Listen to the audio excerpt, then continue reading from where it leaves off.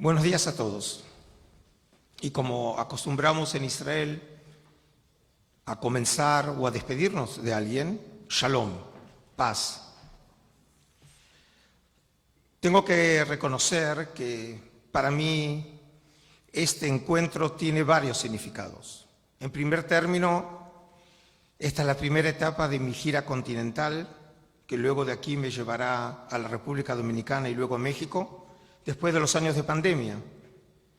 Así que de alguna manera me tengo que volver a acostumbrar a encontrarme con públicos y no con pantallas. Ahora no es por medio de Zoom, sino personas verdaderas que imagino que hoy a la mañana, un día lunes, encontraron un tiempo, un espacio para venir aquí y oír sobre este tema. Pero antes de entrar en tema, obviamente, también en mi caso quiero agradecer a los presentes, al señor embajador, al alcalde, a los presidentes y a las personas de buena voluntad que han sentido necesidad hoy a la mañana de conocer este mundo tan fascinante de los rollos. Y mi presencia aquí tiene una historia un poco larga.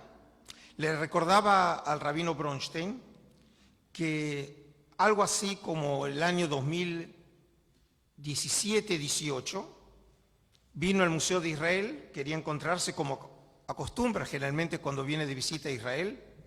Como él dijo, nos une una amistad de hace muchísimos años. Y vino con la idea de invitarme a celebrar el 150 aniversario de la comunidad. Pero dije, eso es en el año 2020, falta mucho. Me dijo, Adolfo, colócalo en tu agenda. Y bueno, finalmente cuando estábamos por llegar al año 2020, obviamente todos los planes se trastocaron. Quedó como un proyecto. Esperábamos que si no era en el 20, era en el 21, tampoco el 21. Y dijimos, bueno, por ahí con suerte llegamos al 22. Y aquí estoy. Después de visitar con mi señora Cusco, Valle Sagrado, Machu Picchu, y tengo que reconocer que ya se me acabaron las palabras para calificar las maravillas que ustedes tienen. Pero no se me refiero solamente a la arqueología y a los paisajes, sino a vuestras comidas y especialmente vuestra gente, que nos parecieron sencillamente personas gentiles, serviciales y realmente muy amigables. Así que en ese sentido, para mí es un verdadero honor comenzar mi gira en América Latina aquí en Perú, gracias a la invitación de tanta y buena gente, como también la pareja de Raquel y Arnaldo. Y en el caso de Raquel, además es una ferviente alumna mía que me ha seguido por Zoom, y ahora ves, Raquel, que también tengo cuerpo. No se me termina simplemente en el pecho. Bueno, yo solamente, ¿ustedes van a estar cómodos viendo desde ahí? Sí, ok. ¿Perdón? No. Tantas horas sentados en avión, en viajes, no. Entonces, ahora vamos a comenzar con esta presentación. Si recuerdo bien, Guillo, habíamos hablado 5 horas, ¿no? Era algo así. Eso es la primera parte, 5 horas. La verdad que es un tema fascinante.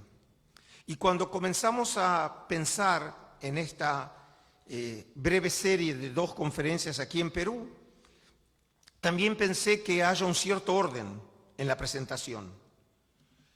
No es para que estén obligados a seguirme para la segunda conferencia del día de mañana, pero la idea era que en el día de hoy, como lo ven en el título, era un poco de todo. Un poco hablar de lo que se descubrió en su momento, del ayer, de los últimos descubrimientos, también de fragmentos de manuscritos que se llevaron a cabo hace muy poco tiempo atrás y el anuncio Fue hace solamente 2 años o año y medio. Y en realidad, para que vean que el tema no solamente sigue vivo, sino que podemos decir que es casi de ciencia ficción. El uso de nuevas tecnologías que permiten entender de otra manera estos manuscritos antiguos, que ciertamente podemos llamarlos como el mayor descubrimiento arqueológico del siglo XX y que ha de alguna manera cambiado toda nuestra manera de entender la época grecorromana y específicamente los orígenes del judaísmo histórico y el cristianismo. Y precisamente en la conferencia magistral de mañana es cuando también veré desde esa perspectiva el tema, entrando ya mucho más en el tema de Qumrán, de los esenios y los orígenes del cristianismo. Y de esta manera va a haber una cierta continuidad y no repetición de los contenidos. Y bueno, después de tantas palabras, creo que comenzó el momento de trabajar, ¿no? Voy a ponerme ahora... Ok. Entonces, por favor, vamos a comenzar. Y como dije, lo que quiero en este primer momento es ubicarlos en el tema. La idea no es que simplemente ustedes oigan un disertante, sino también que puedan entender por qué nosotros, cuando hablamos de este descubrimiento, lo hacemos con una terrible y gran emoción. Porque ustedes bien saben que todo profesional está convencido que su tema es el más importante. La única diferencia entre mi persona y los otros es que tengo razón. Y tengo aproximadamente 1 hora y algo para probar esa afirmación. ¿Qué tienen los rollos del Mar Muerto y por qué su importancia? Pero para eso tienen que conocer un poco los detalles del descubrimiento. Y por eso quiero hablar ahora sobre las excavaciones en Qumrán entre 1947 y 1956. Por favor. Qumrán es un lugar situado en la costa noroccidental del Mar Muerto, a unos 40 kilómetros al este de Jerusalén. Como se dijo aquí, el alcalde lo dijo con precisión, es un lugar fantástico. Es el lugar más hondo del planeta. Está menos 400 metros, un poco más, del nivel del mar. Y este sitio, Qumrán, que por cierto no es el nombre original del lugar.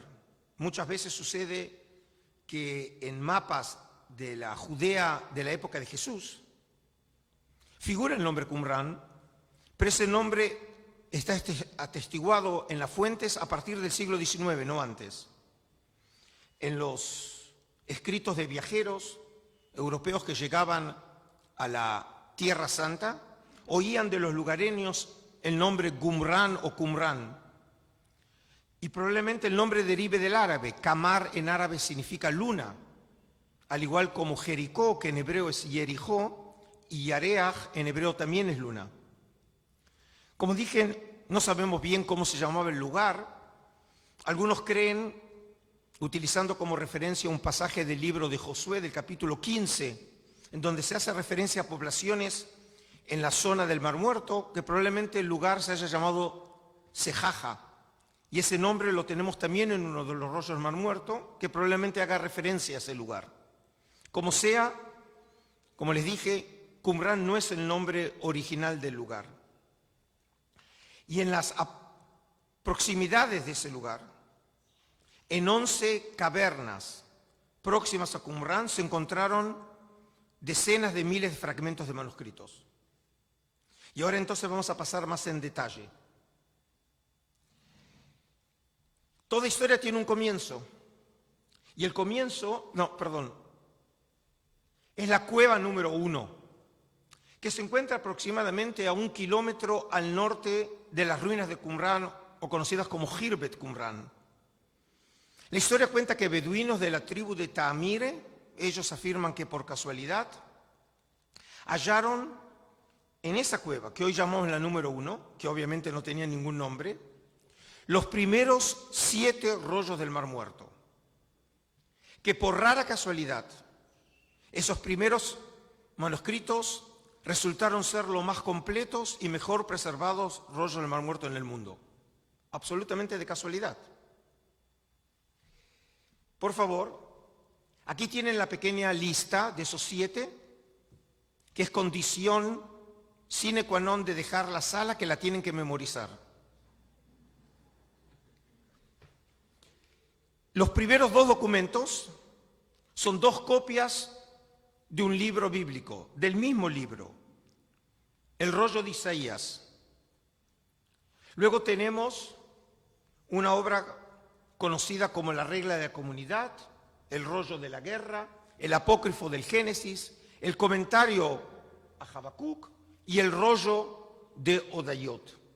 Es decir, me imagino, a excepción del caso que haya algunos biblistas presentes y conozcan del tema, que a excepción del libro de Isaías, el resto de las obras les es desconocida. Y eso ya nos va mostrando que el descubrimiento de los rollos tiene una importancia fundamental, no solamente para el estudio bíblico, sino también para el estudio de la literatura de Israel en la época del Segundo Templo, la época persa y grecorromana, o conocida también como la época intertestamentaria. Y sobre eso luego entraremos más en detalle. Por favor. Esos 7 primeros manuscritos habrán de finalmente convertirse en la colección del Santuario del Libro, que como se dijo aquí, desde el año 1994 tengo el honor de presidir. La institución del Santuario del Libro forma parte del que hace de Museo Nacional del Estado de Israel, uno de los 20 museos más grandes del mundo, un museo, por cierto, no judío, sino un museo de carácter politemático, universal, precisamente que tiene como ideología presentar la historia del pueblo de Israel en el contexto de la historia de la humanidad. Y por eso, obviamente, mi presentación de los rollos aquí en Miraflores, en Perú, forma parte también de esa ideología propia del Santuario del Libro y del Museo de Israel.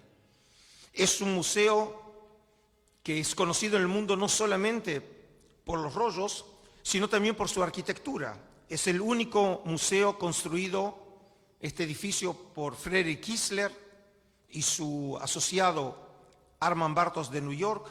Kiesler es conocido como el más grande arquitecto no constructor del siglo XX, es el único edificio que hizo en su vida. Pero le ha dado fama mundial, pero eso es para otra visita, ¿sí? Para presentar de otra manera el tema. Es muy destacada la cúpula blanca, que se transformó en un símbolo de la Jerusalén occidental, que de alguna manera, y yo sé que es un poco presuntuoso, pero que de alguna manera representa la moderna ciudad de Jerusalén, mientras que obviamente en la parte oriental está el Muro de los Lamentos. Pero ese es el nivel. Por ejemplo, hizo referencia antes Guillo a la presencia del Duque de Kent, ¿no?, en las celebraciones. Lo que puedo decir que antes de la pandemia tuvimos una seguidilla de figuras que visitaron el Santuario del Libro como parte del protocolo del Estado de Israel. En esa oportunidad tuve la oportunidad de guiar al presidente de Portugal, al rey de Bélgica, a su primo, el príncipe de Luxemburgo, y la gran estrella fue el príncipe Carlos. Y realmente era vivir una película, ¿sí? Porque visitar el Estado de Israel tiene siempre 2 eventos a nivel, uno político, que obviamente es el Museo del Holocausto, y otro es el Santuario del Libro. En el año 2013, en su visita de 48 horas, el entonces presidente de los Estados Unidos, Barack Obama, vino al Santuario del Libro como parte de esa visita protocolar. Sigamos entonces. Ahora quiero presentar un poco más en detalle algunos de los materiales. Dije que hay 2 copias del libro de Isaías, el gran profeta de Israel, considerado en la tradición de Israel incluso como el segundo profeta después de Moisés. El rollo de Isaías, el manuscrito A, si tenemos un segundo es el manuscrito B, pero el famoso es el manuscrito A, presenta una versión casi completa del libro bíblico de Isaías, conteniendo los 66 capítulos en su orden masorético. Eso significa que la versión que tenemos nosotros en este manuscrito, un manuscrito, por cierto, es el segundo más extenso, tiene 7 metros 34 centímetros de extensión. Contiene los 66 capítulos como lo tenemos en nuestras versiones en las Biblias contemporáneas, en una versión muy próxima a la que tenemos en nuestras Biblias modernas. Este es un punto importante que puede ser que después, en la sección de preguntas, pueda tener la oportunidad de desarrollar. No es un texto idéntico. Presenta lo que llamamos nosotros los biblistas variantes textuales. Algunas insignificantes, pero en otros casos importantes. Lo que muestra que tenemos aquí un estadio evolutivo del texto como era conocido en esa época. Y la época, como ven, el manuscrito está datado para finales del siglo II antes de nuestra era. Es la época de los macabeos. Es decir, que nosotros tenemos, en este caso, una versión completa del gran libro de Isaías, casi 100 años antes de que naciera Jesús. Eso ya los coloca a ustedes en una proporción de lo que estamos hablando. Lo que nosotros no sabíamos para esa época, de ese descubrimiento, era que se habrían de encontrar copias de otros libros bíblicos, e incluso muchas más del libro de Isaías, pero luego abundaré en esos detalles. Quiero mostrarles otro detalle. Ustedes ven que en esa imagen, ustedes ven que el manuscrito está parcialmente enrollado. Eso muestra que la fotografía es de los comienzos mismos después del descubrimiento. Yo nunca lo vi y nunca habremos de volver a ver el rollo de Isaías enrollado. Y eso es precisamente para preservarlo. Nosotros hoy tenemos en exhibición en la sala central del Santuario del Libro un facsímil y solamente en una de las vitrinas laterales un fragmento del original y el resto lo tenemos en una bóveda. Y la última vez que esos fragmentos fueron puestos en exhibición fue en el año 2008 en celebración del 60 aniversario del Estado de Israel. Y para esa oportunidad invitamos en su segunda visita al presidente de los Estados Unidos, George Bush Jr., que vino al santuario precisamente para ver esas secciones. Sí, por favor. Luego tenemos como ejemplo de esos primeros 7 manuscritos esta obra, llamado el Apócrifo del Génesis, que es una obra escrita en arameo que recuenta las historias del Génesis entre los capítulos 5 y 15 del texto tradicional del Pentateuco. Quiero que entiendan lo siguiente, no es una copia del libro del Génesis. Se encontraron copias del libro del Génesis. Pero este es un texto parafrástico, en donde el autor anónimo recuenta las historias que nosotros tenemos en el libro del Génesis, sin duda uno de los libros más fascinantes del cuerpo bíblico, pero en muchos casos él conoce historias apócrifas que no aparecen en el texto bíblico, en la versión masorética. Lo que significa que en este caso es una obra que nos ilumina el campo de la exégesis, o la historia y la interpretación.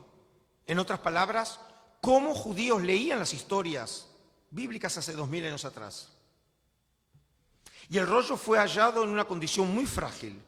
Es el último de los rollos que fue desenrollado en 1955 en Jerusalén. Y esta copia es la única conocida de esta obra en el mundo. Hay una sola copia y tenemos el original. Y por su estado tan frágil, no está en exhibición regular en el Santuario del Libro. En el año 2018, en celebración del aniversario del descubrimiento de los rollos, decidí poner en exhibición por primera vez en el mundo un fragmento de la columna 10, que incluso los investigadores nunca lo habían visto en exhibición. Lo conocían de publicaciones científicas, pero nunca lo habían visto en exhibición. Y como dije, esta obra es una obra en arameo, probablemente del siglo II, comienzo del siglo I antes de nuestra era. Por favor.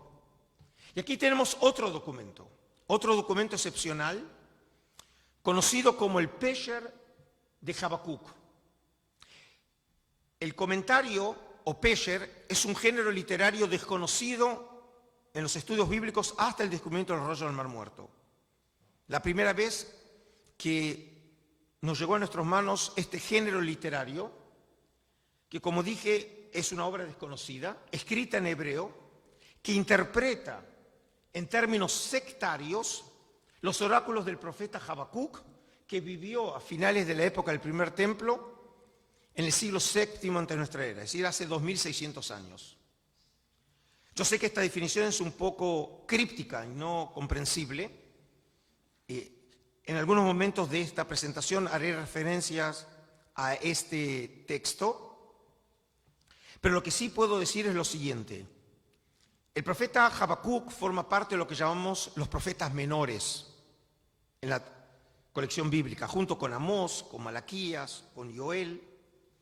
Pero este no es la obra de Habacuc que tenemos en la Biblia hebrea. Es un comentario antiguo a los oráculos del profeta Habacuc. Por cierto, 2 de los 3 capítulos que tenemos en la versión masorética.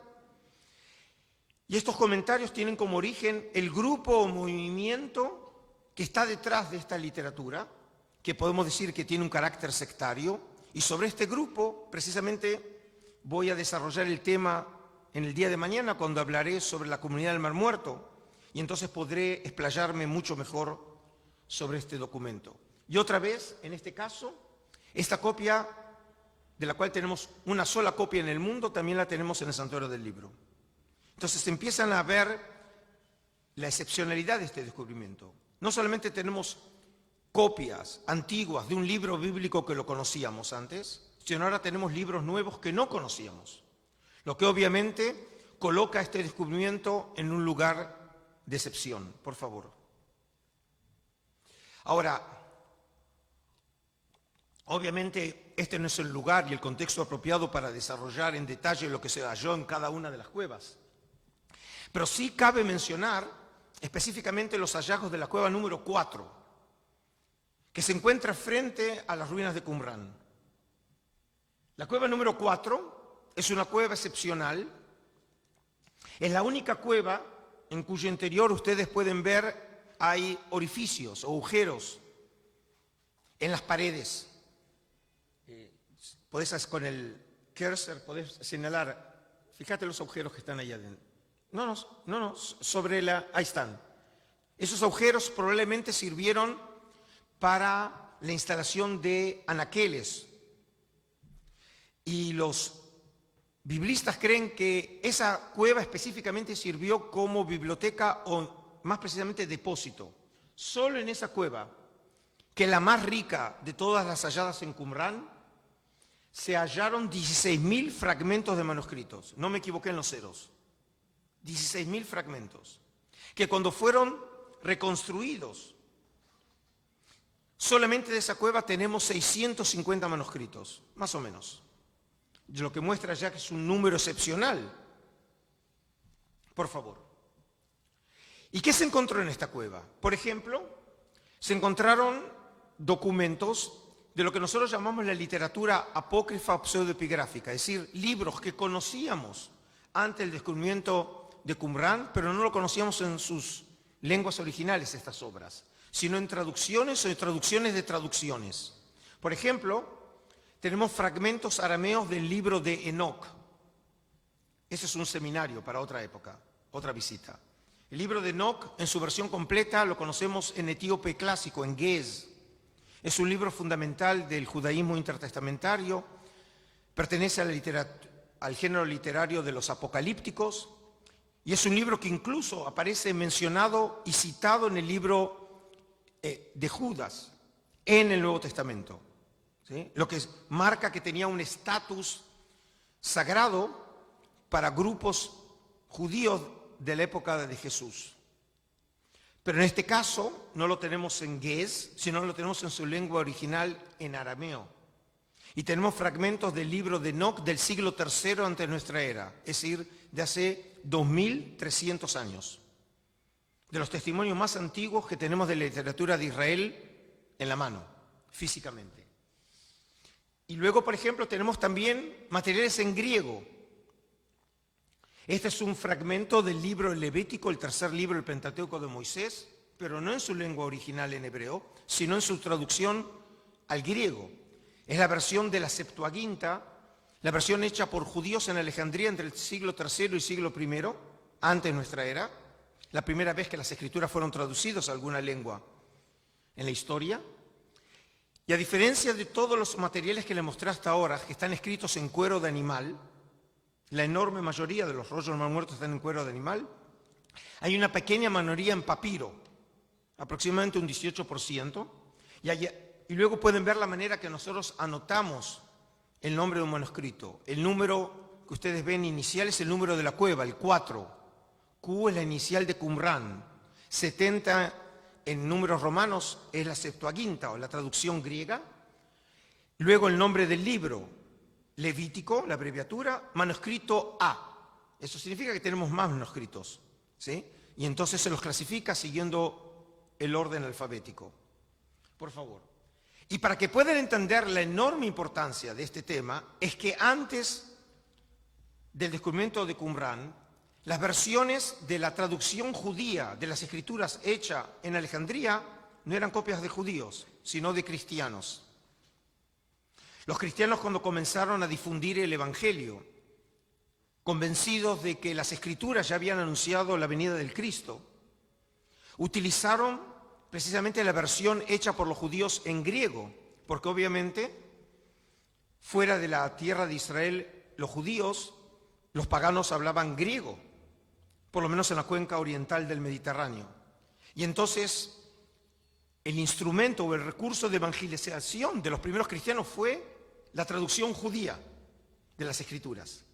Y por eso, por ejemplo, los testimonios más antiguos que conocíamos antes de Qumran de esta traducción judía eran versiones cristianas, como es el famosísimo Codex Sinaiticus del siglo IV, encontrado en el monasterio de Santa Caterina en Jebel el Musa, al sur de la península del Sinaí, y el Codex Vaticanus del siglo IV. Son de los manuscritos más importantes de las escrituras, pero en griego. Y obviamente no solamente contienen la versión de la Biblia judía o hebrea, el Antiguo Testamento para los cristianos, sino también tiene el Nuevo Testamento. En este sentido, Qumran nos ha permitido ahora recuperar una versión más antigua de las escrituras judías en griego.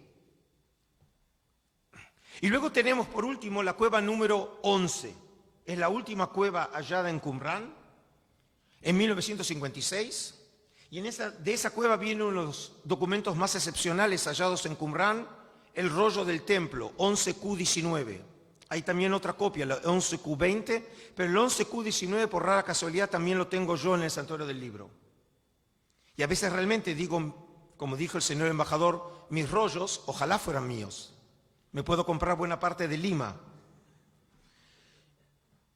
Pero solamente tenemos, en este caso, como dijimos, los primeros 7 rollos hallados por los beduinos en 1947 y el rollo del templo, el 8º rollo que llega a manos del santuario del libro después de la Guerra de los 6 días, después de junio de 1967, y nuestros 8 rollos representan el 25% de todos los rollos en el mundo. Por favor. Aquí es simplemente un diagrama para sintetizar qué se encontró entre los rollos del Mar Muerto. Un 25% de los rollos de esos 1000, que más o menos hoy tenemos reconstruidos a partir de los fragmentos y los documentos, un poco más de 200 copias son los manuscritos de la Biblia hebrea más antiguos del mundo. Ya eso obviamente coloca el descubrimiento de los rollos del Mar Muerto en un nivel que podemos hablar de los grandes tesoros espirituales de la humanidad. Se hallaron en Qumran copias de todos los libros de la Biblia hebrea, a excepción del libro de Nehemías y del libro de Esther. Del libro de Nehemías no tenemos testimonio, pero formaba parte del libro de Esdras. Y del libro de Esdras tenemos 3 pequeños fragmentos. Del libro de Esther no tenemos nada. Que eso ya un interrogante entre otros tantos. ¿Por qué no se halló el libro de Esther en Qumran? Y obviamente tenemos varias copias de un mismo libro. Del libro de Salmos tenemos 36 copias. Del libro de Deuteronomio tenemos 30 copias. Del libro de Isaías tenemos 21 copias. Pero de esas 200 y un poco más manuscritos bíblicos, el único manuscrito completo de un libro bíblico en el mundo es el rollo de Isaías. El manuscrito A de la cueva número 1 es el manuscrito de la Biblia hebrea más antiguo completo del mundo. Y espero que nadie me pregunte cuánto vale. Esa es la Mona Lisa del pueblo judío a nivel mundial. Por lo menos hasta que encontremos restos de las tablas de Moisés. Y me conformo con un solo fragmento. Un 27% son copias de libros que en algunos casos los conocíamos, como dijimos, el caso del libro de Enoc, o el libro de los jubileos, o el libro de Tobías, que los conocíamos, pero no los conocíamos en sus lenguas originales. Y ahora tenemos en Qumrán copias de esos libros en sus lenguas originales, sea en arameo o en hebreo. Pero también tenemos una enorme variedad de literatura y de géneros literarios que en muchos casos no los conocíamos. Tenemos literatura mágica, literatura sapiencial, litúrgica, calendarios antiguos. Es decir, tenemos materiales que no sabíamos que los judíos conocían, transmitían y estudiaban esa literatura, colocando bajo una nueva perspectiva el conocimiento del antiguo Israel. Y un 37% de esos manuscritos es lo que llamamos literatura sectaria, sea por la terminología, la sociología, la teología de esos materiales. Es claro que a diferencia de las otras dos categorías que formaban parte del acervo cultural de todo el pueblo de Israel, en este caso formaba parte de un movimiento de claros tintes sectarios, y es en ese contexto en donde tenemos que colocar la comunidad del Mar Muerto. Libros como, por ejemplo, el comentario de Habacuc, o la regla de la comunidad, o el rollo de la guerra, forman parte de esa literatura que mañana voy a poder desarrollar mejor, así espero. Por favor. Ahora, este es un punto importante y tiene que ver con la segunda parte de la conferencia. No solamente se hallaron manuscritos en Qumrán, y eso es lo que confunde mucho a las personas, porque por un lado cuando se habla de Qumrán, se habla realmente de los rollos del Mar Muerto, pero dentro de esa categoría, rollo del Mar Muerto, hay otros rollos que no forman parte de los rollos de Qumrán. Aquí tienen la lista, esto es también para memorizar.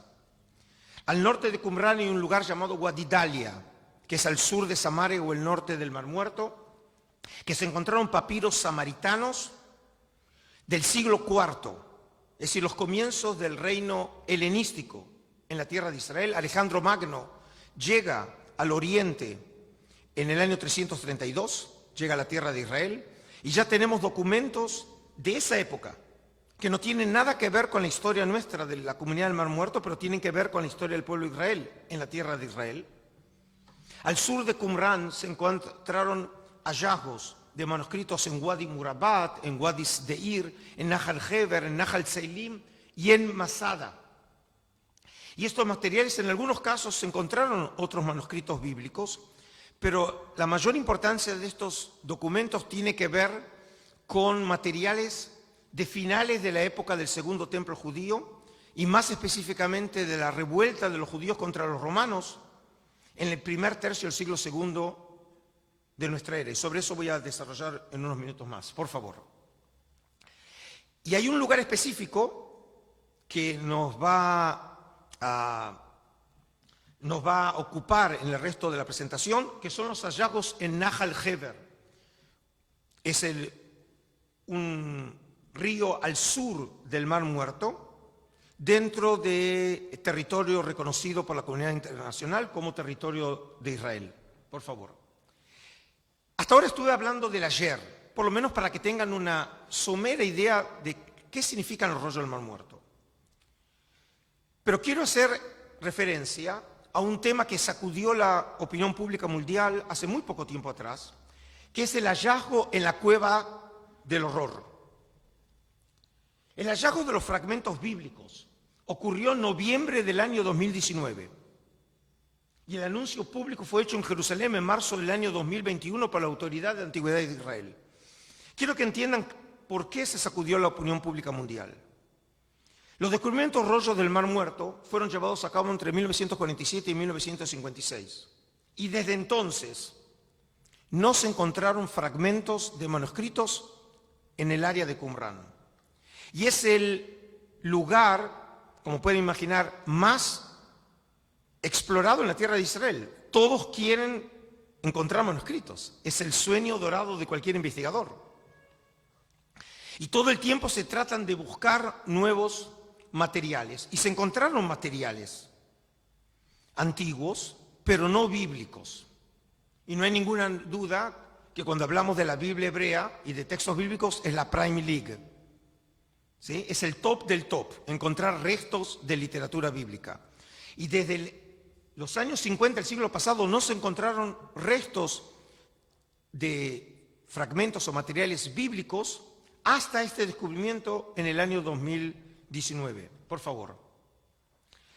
Como dije, la Cueva del Horror, y en unos minutos voy a explicar por qué se lo llama así, en Nahal Hever, está ubicado en territorio israelí reconocido por la comunidad internacional. Obviamente no voy a hablar de ese tema porque no es mi competencia, pero el tema de los rollos del Mar Muerto tiene que ver también con un tema muy conflictivo desde el punto de vista internacional, porque Qumran, como les dije, se encuentra en la costa noroccidental del Mar Muerto, lo que se conoce como los territorios, sean los liberados o ocupados por Israel.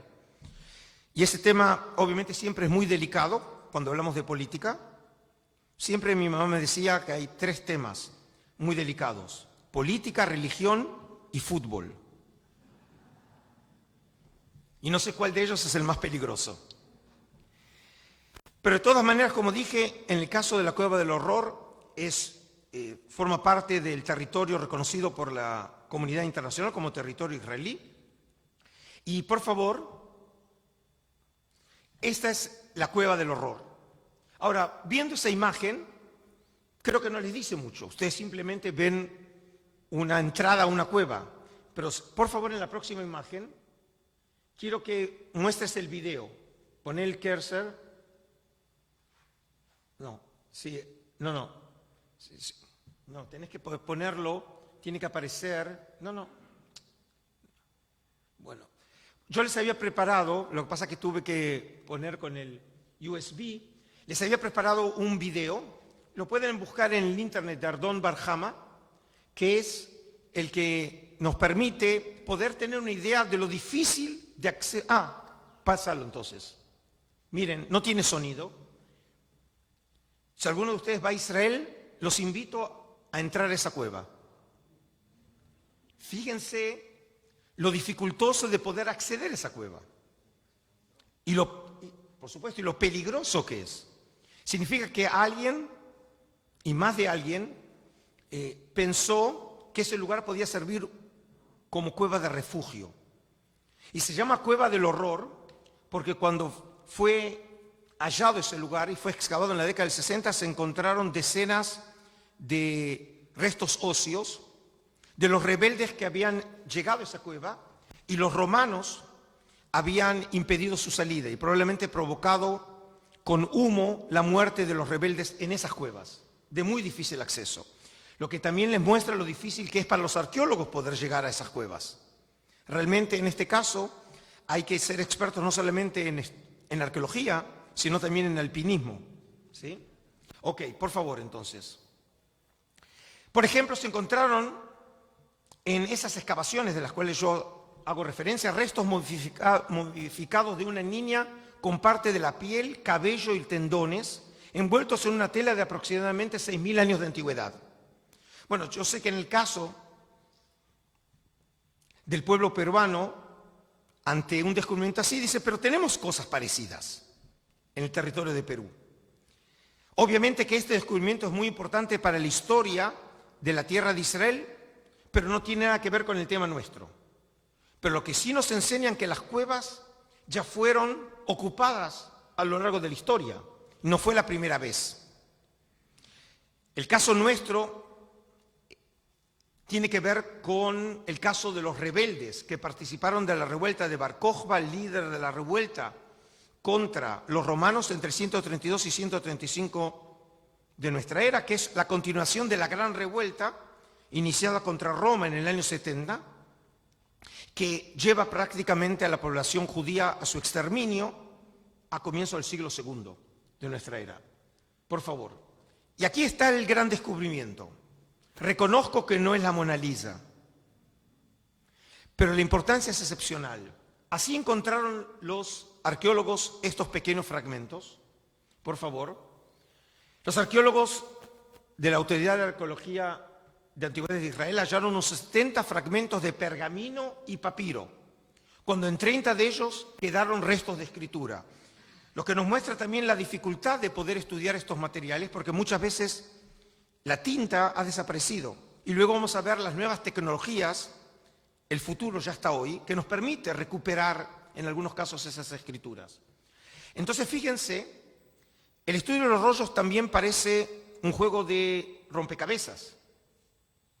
¿Se acuerdan que dije que se hallaron 16.000 fragmentos de manuscritos que tuvieron que ser estudiados y recompuestos por los investigadores? Y en este caso también, ahora hay que tratar de armar este rompecabezas.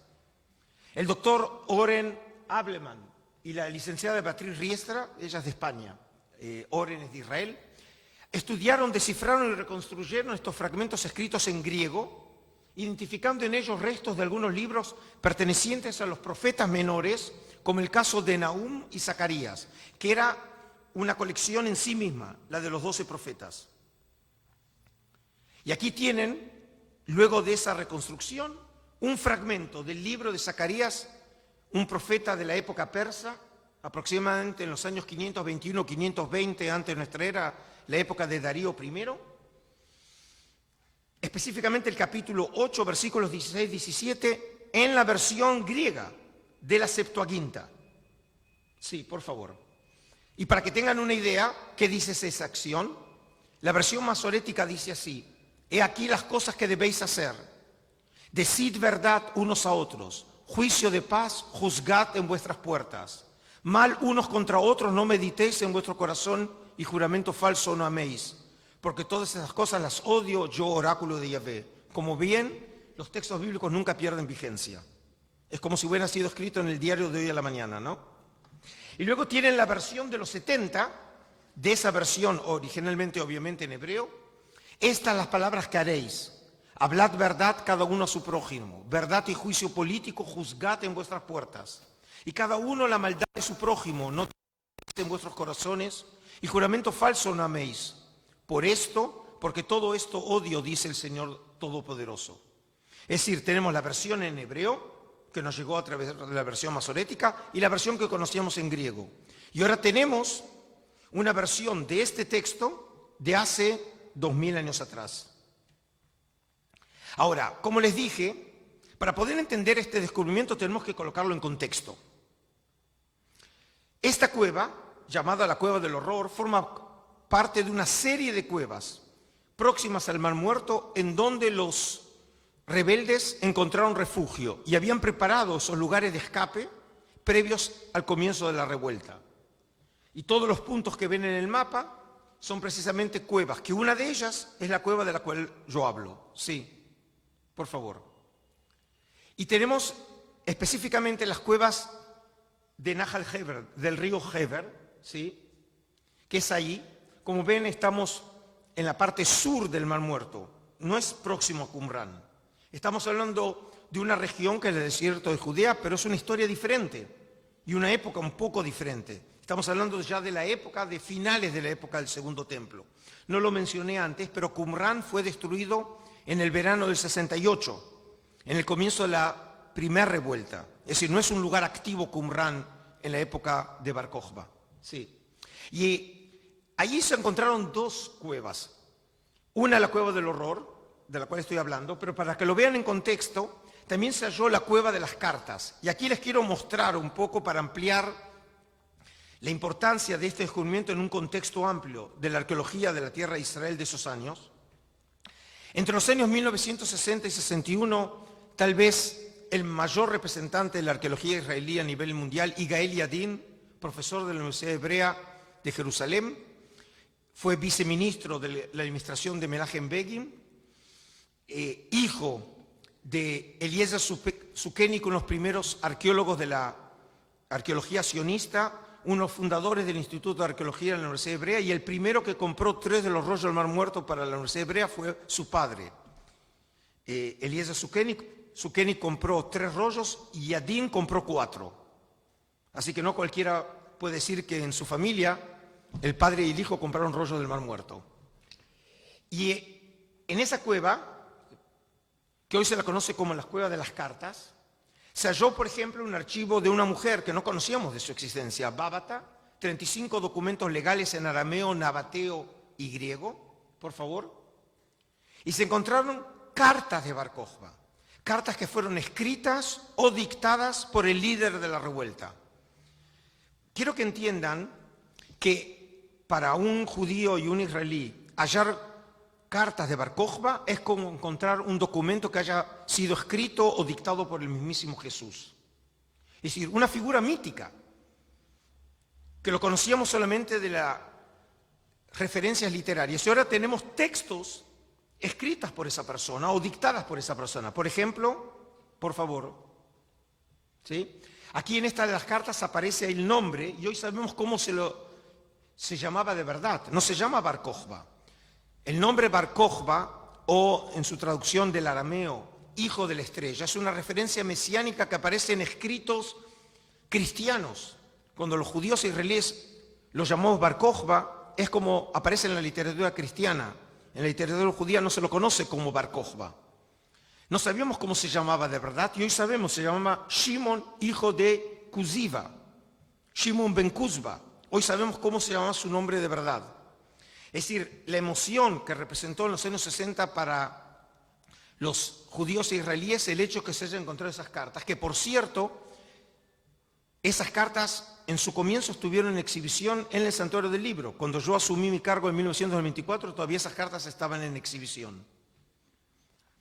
Y en ese contexto, cuando Yadin encuentra en esa cueva de las cartas esos documentos, el profesor Yohanan Aroni en la Universidad de Tel Aviv, y aquí hay una competencia siempre entre universidades, me imagino que eso no sucede en Perú, pero sí en Israel, entre dos grandes universidades, la de Jerusalén, que es la más antigua, que fue fundada antes del establecimiento del Estado de Israel en 1925, y luego la Universidad de Tel Aviv. El profesor Yohanan Aroni encuentra en la cueva del horror, encuentra ahora fragmentos de manuscritos, en griego, en esa cueva. En esa misma cueva que, como dije, ahora hicieron el anuncio de fragmentos, pero ya en la década del 60 habían encontrado otros fragmentos. Y ahí está la lista que distintos autores propusieron distintas identificaciones de esos fragmentos. Por favor. Y ahora fíjense qué fascinante la historia. En la década del 50, cuando se estaban buscando en las cuevas del desierto de Judea fragmentos o manuscritos, tanto los beduinos como los arqueólogos, porque lo que no dije es, ¿se acuerdan? Fueron 11 cuevas halladas entre 1947 y 1956. Las mejores cuevas las hallaron los beduinos, no los arqueólogos. Ellos conocen la región, saben cómo subirse a esas cuevas. La cueva número 1, la número 4, la número 11, las mejores cuevas fueron halladas por los beduinos. Y ellos se apersonaron con fragmentos al Museo Rockefeller, un museo fundado en la época del mandato británico en la tierra de Israel en la década del 30, luego nacionalizado por el gobierno de Jordania en octubre del 66 y tomado por las tropas de Israel en junio del 67. Como ven, la historia de los rollos está ligado al conflicto árabe-israelí. Y aquí ven una imagen histórica, la Comisión Internacional estudiando los fragmentos de los rollos. Fíjense las mesas, miles de fragmentos. Un investigador dijo que es el mayor puzzle de la humanidad. Es realmente un rompecabezas, tratando de recomponer, reconstruir esos manuscritos, por favor. Y se hallaron en manos de los beduinos fragmentos en griego de un manuscrito de los 12 profetas menores, que ellos decían que venían de otro lado, Wadi Seyal. Hoy sabemos que mintieron. Ellos venían de esa los habían sacado de esa misma cueva, que es la cueva hoy llamada del horror, y se los venden a los arqueólogos y a los jordanos en la década del 50 del Palestine Archaeological Museum, que es el que llamamos hoy Museo Rockefeller. Y luego esos materiales fueron producidos y editados por el profesor Emanuel Tov, una eminencia mundial, profesor de la Universidad Hebrea, que ganó por su trabajo en la edición de los Rollos del Mar Muerto el máximo premio que otorga el Estado de Israel, que es el Premio de Israel, por favor. Y esta es la reconstrucción, digamos, con los fragmentos de la década del 50, más los fragmentos hallados en la década del 60, propone ahora la reconstrucción de un documento que contenía la versión griega de los 12 profetas, lo que llamamos los profetas menores. ¿Y qué características tiene este manuscrito? Que hoy sabemos que los fragmentos que anunciaron en el 2019 formaban parte de esos. Significa que eran los que no habían encontrado en la década del 60 y ahora los encontraron. Por favor, primer punto. El material del manuscrito es cuero. El manuscrito fue copiado por 2 escribas A y B. Es decir, ¿cómo se lo reconoce? Por la escritura. Cada uno de nosotros escribe de una manera distinta. Y los paleógrafos, cuando estudian la escritura, pueden ver los rasgos de la escritura y pueden distinguir que son manos diferentes que escribieron. Según el análisis paleográfico, el documento puede ser datado para el final del siglo I antes de nuestra era. 2, por favor.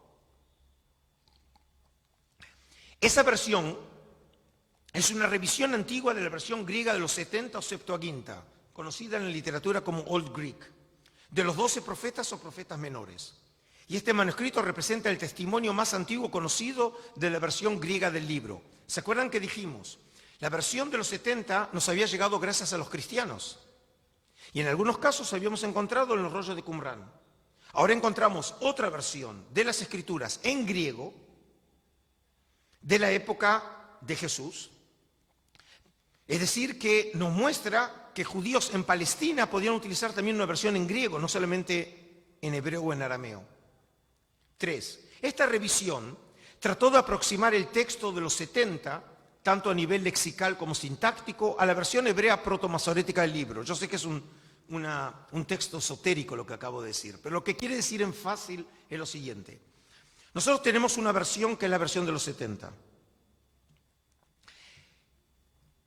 Y lo que ellos encontraron aquí, la versión en griego que sigue de los 70, pero en realidad se parece mucho a la versión que tenemos en hebreo.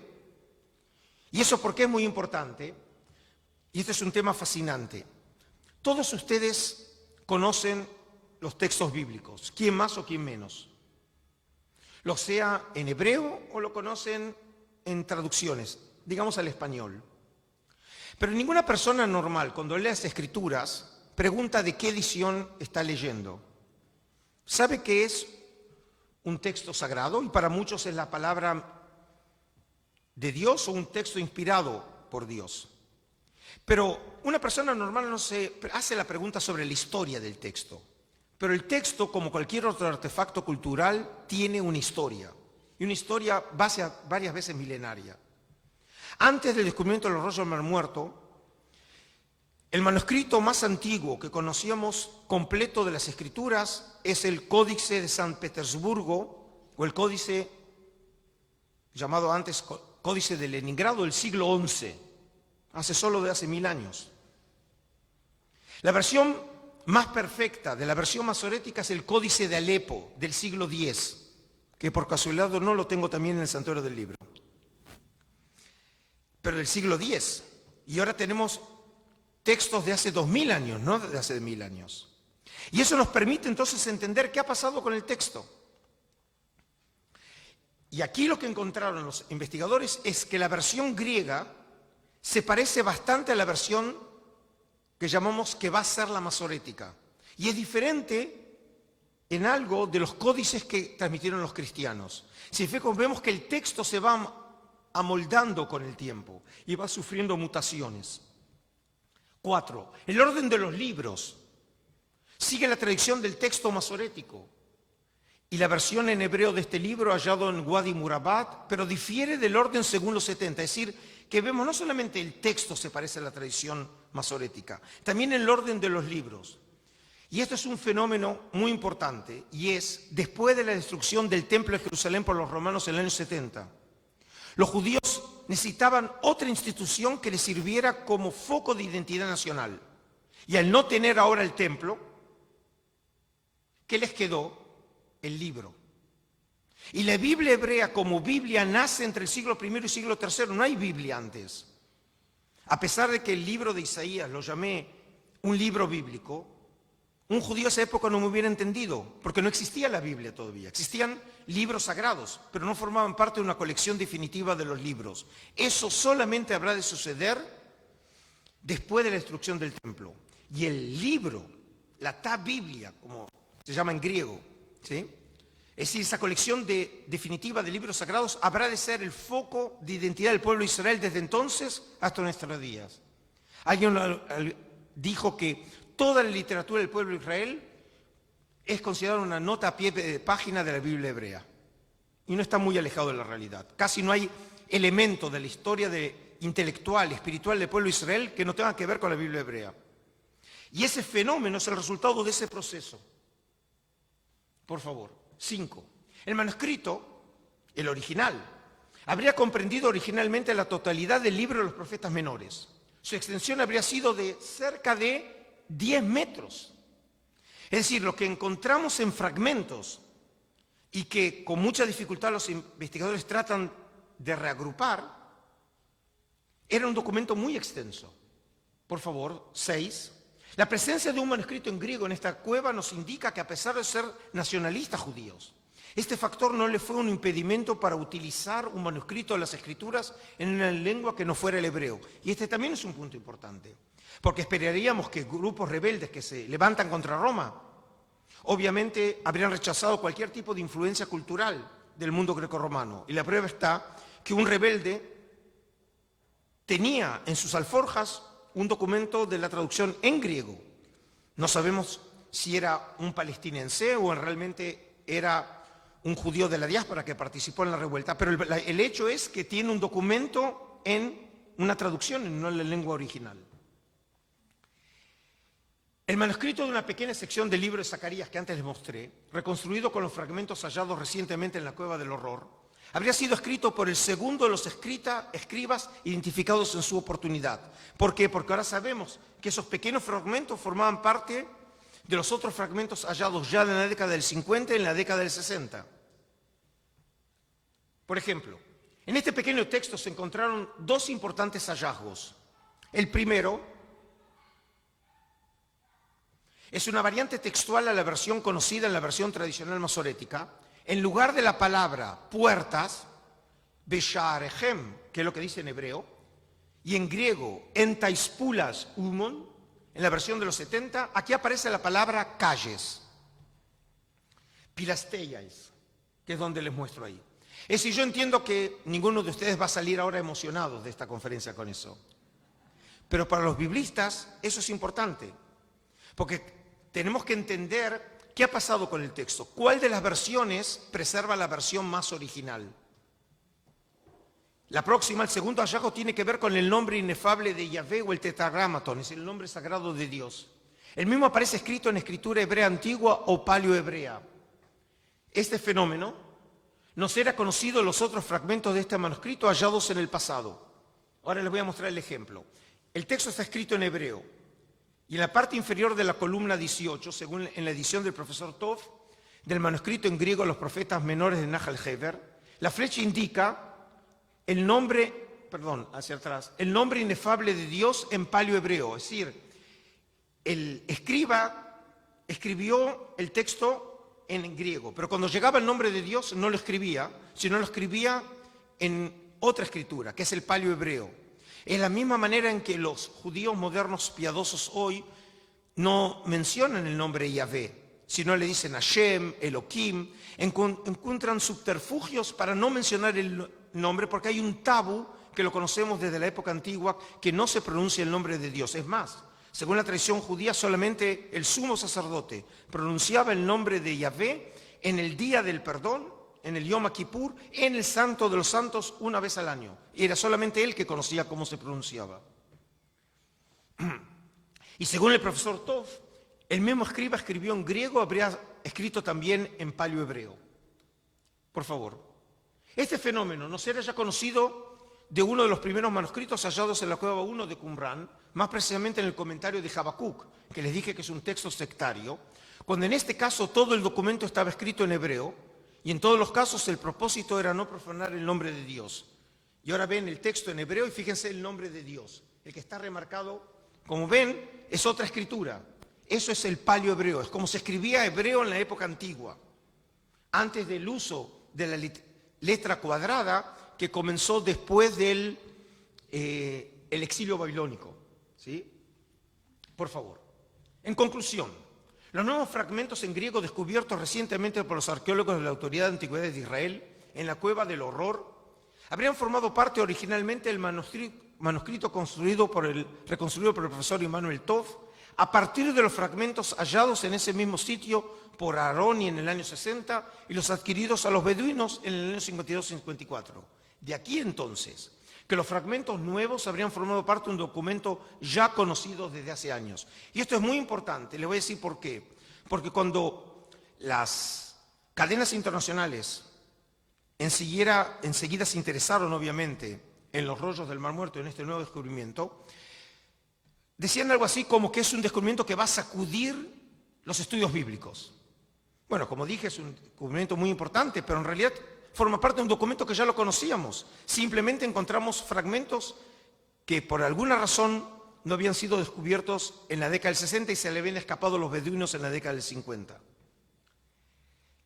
Y yo podría terminar aquí la exposición, pero me pareció también que era una buena oportunidad, no solamente hablar de lo que pasó y de lo que está pasando, sino de realmente, casi hablamos ahora de ciencia ficción.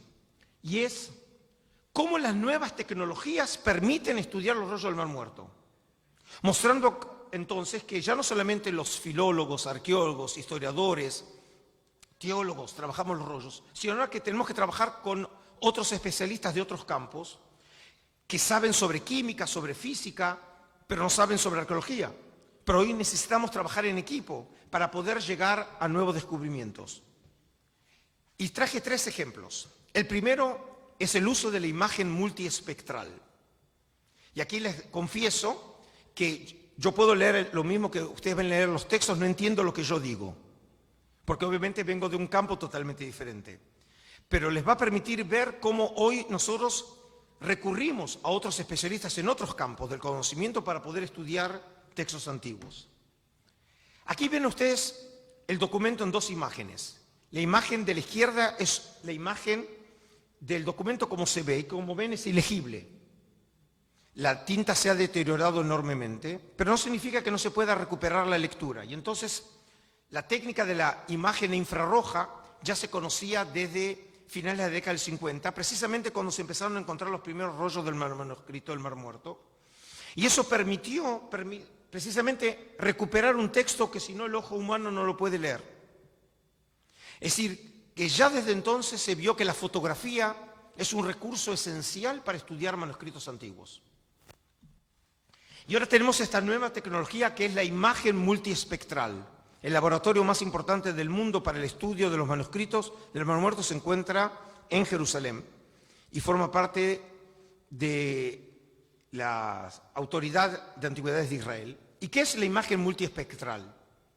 Es la que captura datos de imágenes dentro de rangos de longitud de onda específicos a través del espectro electromagnético. Ahora seguramente les quedó todo claro. Las longitudes de onda pueden ser separadas por filtros o mediante el uso de instrumentos sensibles a longitudes de ondas particulares, incluida la luz de frecuencia más allá del rango de luz visible como el infrarrojo y el ultravioleta. La obtención de imágenes espectrales puede permitir la extracción de información adicional que el ojo humano no captura con sus receptores rojo, verde y azul. Y fue desarrollada originalmente para imágenes obtenidas del espacio. Lo utilizaron en NASA para poder recuperar imágenes que satélites que cuestan cientos de millones de dólares. Llegaba una imagen que no podía ser leída o descifrada, y precisamente mejorando la calidad de imagen lo podían hacer. Y también ha encontrado aplicación en el análisis de documentos y la pintura. Y ahora les traje un ejemplo. Otra vez tenés que buscar para encontrar el punto. Ahí está. Fíjense, dura creo que cerca de 1 minuto y pueden ver claramente qué posibilidades nos da la imagen multiespectral. No, no, tenés que apretar. Espera. Esto es la parte técnica que les explica lo que ellos hicieron, que es cómo va graduándose los rayos que emiten sobre el texto. Ahora van a ver lo que sucede. Miren cómo se ve el texto y fíjense lo que sucede.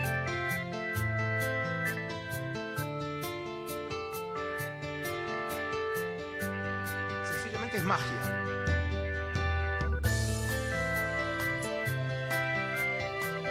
Ahora, esto permite no solamente recuperar la lectura, sino que también permite ver, fíjense las ondulaciones sobre el manuscrito. Y eso le permite a los restauradores utilizar el texto. El texto es el comienzo del libro del Génesis, el texto que ustedes están viendo. Es decir, la fotografía nos permite recuperar un texto que si no, sería irrecuperable. Es decir, que cuando hablamos de descubrir nuevos textos, no significa hallarlos físicamente en una cueva, sino recuperar un texto que lo tenemos en la mano, pero no sabemos lo que el texto dice. El próximo ejemplo. Ahora, otra tecnología que también apareció en las noticias hace muy poco tiempo atrás, el estudio del ADN. Este es un documento de los hallados en Qumrán, conocido como el Cánticos del Sacrificio Sabático. Es una composición litúrgica representada abundantemente en las cuevas de Qumrán. Tenemos 9 copias de ellas. Pero una 10ª copia fue hallada en Masada. Masada era el palacio de invierno de Herodes el Grande. Es el Herodes mencionado en la matanza de los inocentes en el Evangelio de Mateo en el capítulo 2.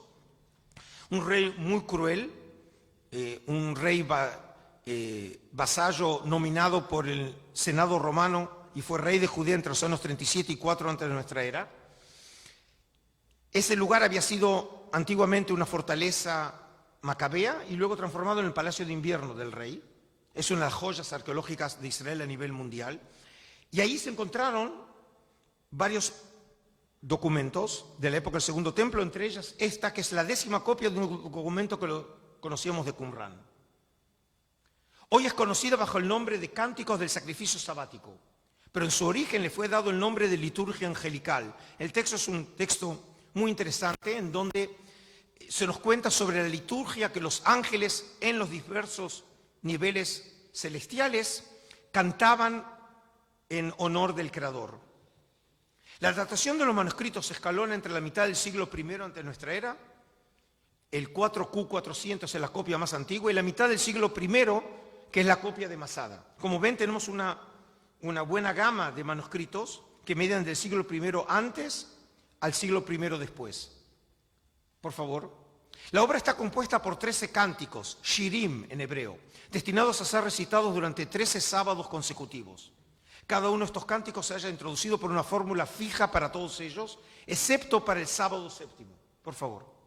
Los investigadores han propuesto tanto un origen extracumránico como cumránico para esta obra. Por favor. Esta disputa parecería haberse resuelto en favor de un origen extracumránico como resultado del análisis del ADN de los cueros en los que este documento fue escrito. Quiero que entiendan lo siguiente. El estudio de estos documentos tiene consecuencias para los estudios históricos, sociológicos, religiosos. Es decir, la pregunta era, ¿el documento que apareció en Masada viene o no viene de Qumrán? El profesor Igael Yadin, que lo encontró, como sabía que había copias en Qumrán, dice, seguramente alguien de Qumrán lo trajo. Significa que alguien de Qumrán había participado en la revuelta y había estado con los rebeldes en Masada. Pero nosotros sabemos que los grupos que participaron en Masada eran grupos de carácter sociológico, de los sicarios, celotas, los grupos ultra radicales, que eran diferentes a los grupos qumranitas, probablemente o no, sobre eso voy a hablar mañana, que es el origen esenio de este grupo. Entonces era una pregunta muy importante, si acaso grupos esenios se unieron a los rebeldes celotas contra los romanos. Y una prueba ahora era el texto. Según la investigación encabezada por el profesor Noam Mizrahi, entonces miembro de la Universidad de Tel Aviv, y de investigadores de la Universidad de Uppsala en Suecia, al comparar el ADN de la piel del pergamino de este manuscrito hallado en Masada con el resto de los 9 manuscritos de este documento hallado en Qumran, llegaron a la conclusión de que el primero tenía una composición genética totalmente diferente. Significa no viene del mismo tipo de animales. Entonces, de aquí la conclusión, pues, que el documento habría sido traído de fuera de la comunidad, y no como lo había sugerido en su momento el arqueólogo Yigael Yadin, que el mismo había sido traído por un miembro de la comunidad del Mar Muerto, un esenio, y sobre eso voy a hablar mañana, al sumarse a los rebeldes de Masada. Por favor. Otra conclusión a la que se arribó gracias a este estudio es que esta composición no solo habría sido conocida en círculos qumranitas, como se creía, sino también que la misma habría sido conocida en círculos amplios del judaísmo de esos años. Y el último tema, antes de las conclusiones, ya está terminando, no se preocupen, ¿sí? Es sobre la paleografía e inteligencia artificial. Como les dije, es ciencia ficción. Para esto tienen que entender algo. A comienzos del siglo XX, llegó a manos de W. L. Nash, el secretario de la Sociedad Bíblica de Arqueología, 4 fragmentos de un texto, probablemente litúrgico, escrito sobre papiro con citas bíblicas, de los 10 mandamientos y el Shema Israel, que obviamente es el texto, el credo fundamental de la fe de Israel. Es decir, que ese documento, ese pequeño documento que él compró, y por eso se lo llama el papiro Nash, es un texto combinado de una sección bíblica de Éxodo 20, versículos 12 a 17, con partes de Deuteronomio 5, 6, 21, datado gracias a su escritura para mediados del siglo II ante nuestra era. Para entonces, el papiro Nash era el único manuscrito bíblico que tenía como origen los tiempos antiguos. En otras palabras, antes de los rollos del Mar Muerto, todo lo que teníamos de esa época era esto, ese pequeño fragmento. Ahora pueden entender por qué el enorme revuelo internacional cuando nos llegaron a nuestras manos miles de fragmentos de esa época, por favor. Ahora, ¿se acuerdan cuando se hallaron el rollo de Isaías? Es el texto más impresionante de los textos bíblicos hallados en Qumran. Y entonces los estudiosos empezaron a analizar la escritura y entonces compararon las letras del rollo de Isaías con las letras del papiro Nash. Y es lo que les dije, los paleógrafos pueden estudiar el trazo de las letras y a partir de ahí, por favor, se pueden datar los manuscritos. Los paleógrafos se fijan en un documento y dicen es del siglo IV, es el siglo III, es el siglo V, ¿sí? E incluso no solamente pueden identificar cuándo fue escrito, sino de dónde viene. ¿Por qué? Porque escribas diversos tenían tradiciones diversas según la región en donde vivían. Y por eso nosotros recurrimos muchísimo a los paleógrafos para la datación de manuscritos, además del uso de carbono 14. Y entonces había una pregunta muy importante. ¿Cuántos escribas, cuántos participaron en la copia de este manuscrito? Y había 2 modelos teóricos. Uno propuesto por el malogrado Peter Flynn de Canadá y Eugene Ulrich de los Estados Unidos. Ellos afirmaban que el rollo de Isaías fue escrito por un escriba original con adiciones hechas por 2 o 3 escribas posteriores, otra vez por las escrituras. Mientras que el profesor Emmanuel Toff, que ya lo mencioné, el profesor George Brook de la Universidad de Manchester, afirmaban que había 2 escribas diferentes. Uno, ellos lo identificaban en las columnas 1, 27 y otro en las columnas 28 y 54. Y entonces tenemos un artículo publicado hace solamente un año y medio atrás por el profesor Popovich, que dirige el Instituto de Qumran en Groningen, en Holanda. Y lo que hicieron es, con el estudio de algoritmos, empezaron a estudiar los rasgos de cada letra, tratando de ver si podían identificar letras diferentes a lo largo del documento. ¿Y qué encontraron? Y ahora les leo las conclusiones, les hago la vida fácil. Para 1Q Isaías manuscrito A, hemos encontrado 9 evidencias de 2 grupos separados, con una clara ruptura más o menos en el punto medio del manuscrito.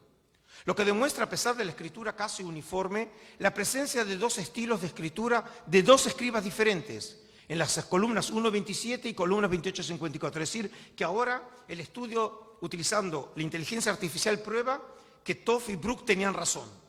Si bien las diferencias entre las dos mitades pueden parecer pequeñas, en el sentido de que se encuentran muy cerca una de la otra, los puntos individuales, las columnas, no entran en las áreas de la otra, y el hecho de que la ruptura sea estadísticamente significativa hace que la separación sea clara. Es decir, de manera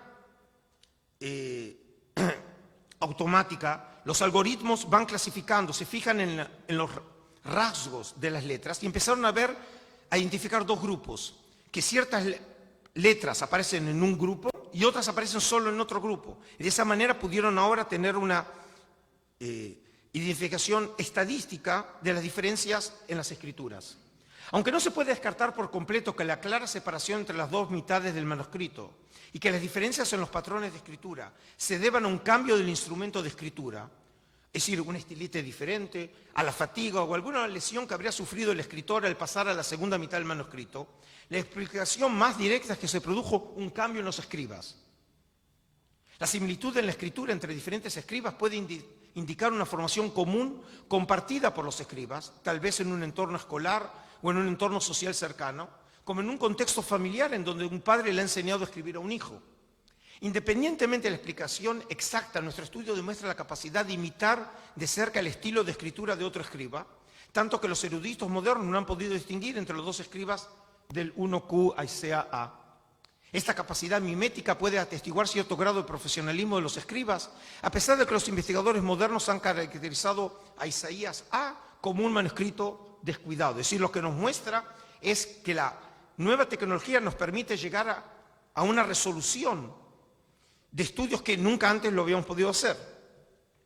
Por cierto, este fenómeno de encontrar en un mismo manuscrito la presencia de más de un escriba lo hallamos también en el comentario de Habacuc, en donde al final de la columna 12 y hasta el final del manuscrito, las primeras líneas de la columna 13, hizo su aparición el escriba B. Y ahora les traje el ejemplo. Aunque entiendo que no lean hebreo la mayoría de los presentes, yo les marqué en verde el testimonio de lo que llamamos escriba A y el escriba B. Ahora fíjense cuando amplío la imagen. Aunque no lean hebreo, ven que las letras son diferentes.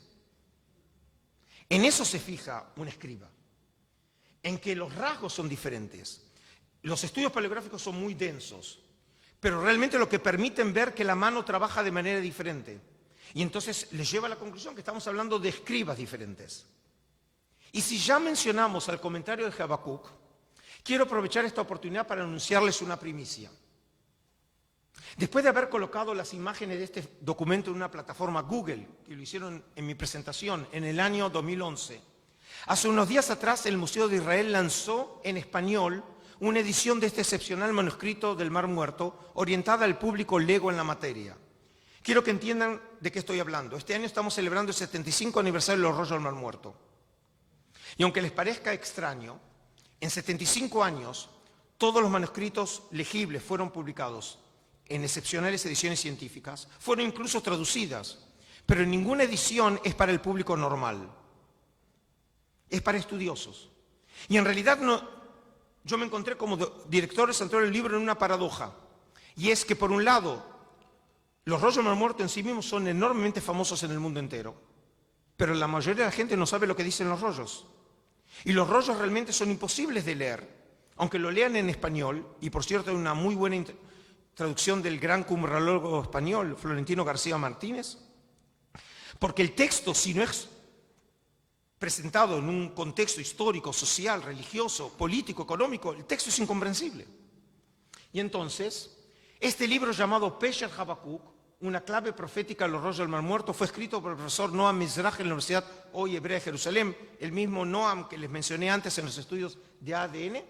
Lo conozco a Noam desde que era alumno y yo me precio de ser el editor general de la serie y escribí también el ensayo preliminar, pero la obra es de Noam. Y esta versión también tiene su contraparte en inglés, que es enviada a prensa en las próximas semanas, y obviamente en hebreo, que ya está a la venta en el Museo de Israel. Y es la primera vez de una serie de publicaciones que haremos en el Santuario del Libro para diseminar el contenido de este tesoro espiritual. Ahora, esta es como se va a ver la edición, ¿sí? Por un lado tienen la imagen del texto, para aquellos que puedan leer hebreo, por lo menos que vean cómo es el original. Luego tienen la traducción del texto y luego tienen el comentario literario, histórico y teológico del texto. Y además de eso, la edición está profusamente ilustrada, no solamente con materiales arqueológicos y textuales, sino también con obras de arte de la colección del Museo de Israel que tienen que ver con la temática del profeta y el comentario de Habacuc. Y luego tenemos unas pequeñas notas textuales o lingüísticas breves. Es decir, lo que tratamos de hacer es una edición dirigida a ustedes. Es decir, a personas que quieren conocer esta literatura, pero no se les puede exigir un doctorado en lingüística semítica para poder leer el texto. Y ahora les quiero mostrar lo siguiente. Cuando hablé con el grupo editorial que promueve este proyecto con el Museo de Israel, les dije que sería una buena oportunidad para dárselos a conocer a ustedes. Y ahí tienen, si ustedes quieren adquirir esta copia que acaba de salir al mercado, estuve lanzando este proyecto en Madrid hace unas 2 semanas atrás, en un congreso. Ustedes pueden llegar a ese sitio y con esa clave pueden adquirirlo con descuento. Obviamente yo soy solamente el editor, ¿sí? Pero me era muy importante para hacerles a ustedes saber que precisamente este año para nosotros es clave en el Museo de Israel porque vemos como un punto de inflexión en donde los rollos no solamente están en el Olimpo, sino hacemos bajar esos rollos del Olimpo al mundo terrenal. Y para terminar, yo estuve pensando cómo podía finalizar esta presentación. Y obviamente, como ustedes entienden, lo que pude decir es muy poco de lo que hay que decir. Pero obviamente el tema exige mucho más tiempo, mucha más paciencia, que no es este el contexto. El contexto es darles a ustedes a entender la riqueza de estos textos. Y me pareció que la mejor manera de sintetizar qué tienen estos manuscritos son las palabras de Yigael Yadin que él escribe en su libro ya clásico El significado de los rollos del Mar Muerto. Y lo cito a él. Así escribió Yadin. No puedo evitar la sensación de que hay algo simbólico en el descubrimiento de los rollos y de su adquisición en el momento de la creación del Estado de Israel. Es como si estos manuscritos hubieran estado esperando en cuevas durante 2000 años, desde la destrucción de la independencia de Israel hasta que el pueblo de Israel volvió a su casa y recuperó su libertad. Por favor. Este simbolismo se ve aumentado por el hecho de que los 3 primeros rollos fueron comprados por Israel por mi padre, ¿se acuerdan? Dije Yadin, el 29 de noviembre de 1947, el mismo día en que las Naciones Unidas votó a favor de la recreación del Estado judío en Israel después de 2000 años. Es decir, los rollos que habían sido en algún momento colocados en las cuevas, al final de la existencia soberana del pueblo de Israel, en la época de los romanos, 2000 años después, en víspera del nacimiento del Estado de Israel, son recuperados los primeros rollos y llegan a manos de un judío, el profesor Zukenik, el padre de Yadin. Y estos hechos pueden haber influido en mi aproximación a los rollos. Por favor. Fue una experiencia muy emocionante, difícil de expresar con palabras, ver los rollos originales y estudiarlos, sabiendo que algunos de los manuscritos bíblicos fueron copiados solo unos cientos de años después de su composición y que estos mismos rollos fueron leídos y estudiados por nuestros antepasados en el periodo del Segundo Templo. Ellos constituyen un eslabón vital, perdido durante mucho tiempo y ahora recuperado, entre aquellos tiempos antiguos tan ricos en pensamiento civilizado y el día de hoy. Y así como un lector cristiano debe conmoverse por el conocimiento de que aquí tiene un manuscrito de una secta, a quien los primeros cristianos pudieron haber conocido y por quienes podrían haber sido influidos. Así también un israelí y un judío no pueden encontrar nada más conmovedor que el estudio de los manuscritos escritos por el pueblo del libro en la tierra del libro hace más de 2000 años. Y para mí fue un honor como director del Santuario del Libro haber hecho esta presentación aquí en Miraflores. Muchas gracias.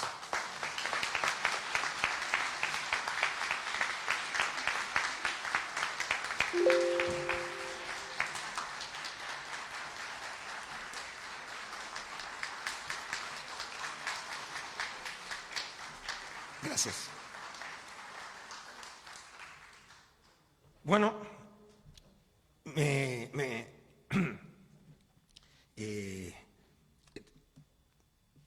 extendí un poco más.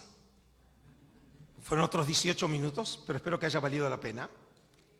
Así que ahora abrimos un espacio, si quieren, de preguntas, comentarios. ¿Sí? Solamente levanta la voz para que el resto de la gente te... Sí.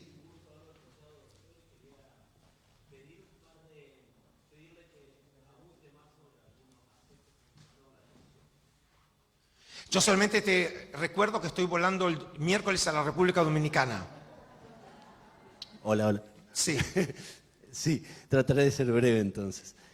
Usted ha mencionado en varias ocasiones el adjetivo para describir algunos textos sagrados del judaísmo de masorético. Me imagino que tiene que ver con la idea de canónico y me imagino que luego usted habló que la Biblia judía se consolida como tal entre los siglos I y III. Pero quisiera que nos aclare un poquito más a los legos eso. Sí, bueno, esto es lo que significa lo siguiente. Voy a tomar un ejemplo. Digamos que ustedes entran a la sinagoga en 1870, el día sábado, no es el único día que se lee, pero digamos se lee la versión completa de una porción del Pentateuco, la Torá. ¿Perdón? Bueno, ustedes. Bueno. Ok, es la versión breve. Pero no importa, leen una sección de la Torá. Me imagino que ninguna persona entra y dice, ¿de qué edición están leyendo? Esa misma sección, aunque sea la más breve, la van a estar leyendo en Tokio, en Moscú, en Washington o en Buenos Aires, o en Lima. Todos van a leer la misma. ¿Desde cuándo existe ese fenómeno? ¿Desde cuándo existe que leemos una sola versión? Esa versión se la conoce como la tradición masorética tradicional, que es el textus receptus, es el texto fijado por la tradición como el texto definitivo. Pero ¿desde cuándo existe ese fenómeno? Hoy sabemos que no en la época antigua. Los judíos podían tener en la mano el mismo libro de Isaías y no tenían la misma versión. Es decir, que la manera de ver el texto nuestra relativamente es una visión tardía del texto, en donde el texto está canonizado, está cerrado. Nadie nunca más habrá de modificar ese texto. Incluso los rabinos que sabían que había habido errores en la copia, no lo modifican.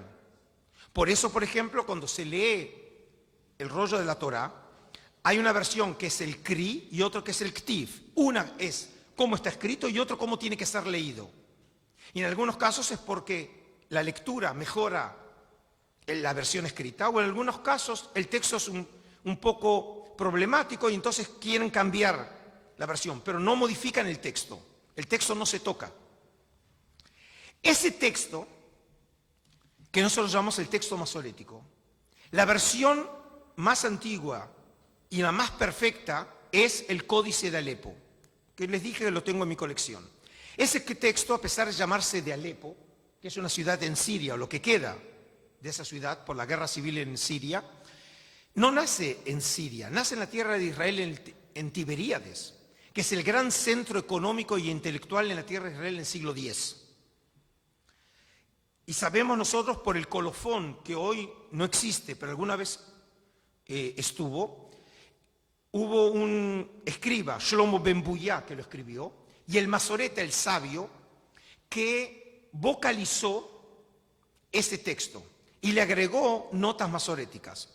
Ahora, ¿qué significa eso? ¿Ustedes se imaginan leer el español, un texto en español sin vocales? ¿Cómo podemos entenderlo?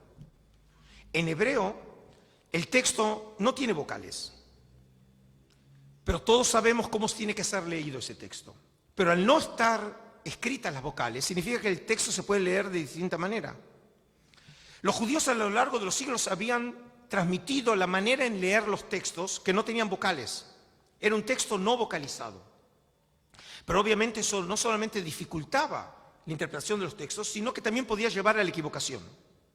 Y entonces, para finales del primer milenio, comienza alrededor del siglo VIII, empieza a desarrollarse la vocalización de la lengua hebrea. Y el sistema que hoy utilizamos es el sistema tiberiano, que viene de Tiberíades. Y este masoreta, que es formaba parte de una familia que durante 7 generaciones habían transmitido el texto, vocalizó el texto como ha sido fijado por la tradición. Y esa es la manera que la tradición fija que tiene que ser leído el texto. Y entonces hoy no dependo de la memoria, simplemente tengo que saber cómo leer las vocales, que son unos gráficos, son unos puntos diacríticos, que una vez que uno lo aprende, no tiene que recordarlo, simplemente tiene que leerlo. Es como si fuera una partitura. ¿Ok? Ese texto es del siglo X. Y lo que vimos es algo muy interesante que yo lo traté de explicar cuando hablé de la traducción al griego en la Cueva del Horror. A partir de la destrucción del Templo de Jerusalén, todos los testimonios físicos de la Biblia hebrea que nosotros encontramos, que no son muchos, desde el siglo II hasta el siglo VII, VIII, son proto-masoréticos, están en camino a ser masoréticos. Significa que los sabios de Israel que hacen tratan de producir un texto estándar de las Escrituras. Porque el texto se transformó ahora en un recurso esencial para mantener la unidad de la nación. Todos ahora, en cualquier lugar de la tierra, van a leer el mismo texto. Y es el sentimiento de unidad. Por eso todo judío que entra a una sinagoga en Tokio o en Washington sabe que están leyendo el mismo texto que acostumbra a leer en su sinagoga. Es el sentimiento físico de la identidad nacional. Pero ese fenómeno es post-70. Antes de eso, sabemos que los judíos podían tener el mismo texto, considerado sagrado, pero no tenían la misma versión. Por ejemplo, ¿se acuerdan del rollo de Isaías?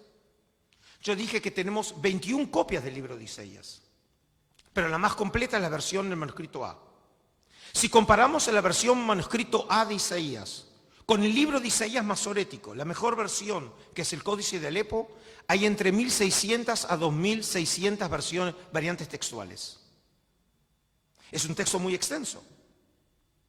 En algunos casos son insignificantes las variantes textuales, pero en algunos casos son de palabras o de secciones enteras que aparecen en una versión y no aparecen en otra. Y cuando estamos hablando de un libro que billones de personas en el globo terráqueo son capaces de matar o de morir por lo que dice el texto, la diferencia de una letra puede ser toda la diferencia. Y en este contexto, generalmente la gente me dice, a ver, Adolfo, ¿por qué no nos das un ejemplo? Les voy a dar un ejemplo. No los voy a aburrir con una clase de variantes textuales, pero les voy a dar un ejemplo.